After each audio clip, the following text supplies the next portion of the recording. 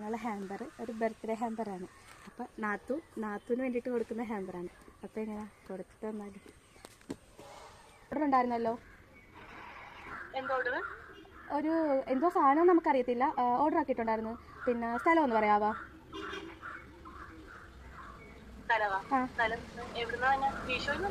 അല്ല, ഫ്ലിപ്കാർട്ടാണ്.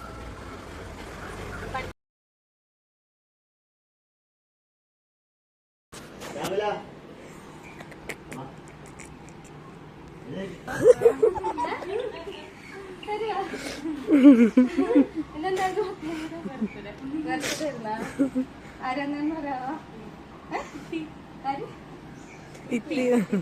എവിടെ എത്തിയുള്ള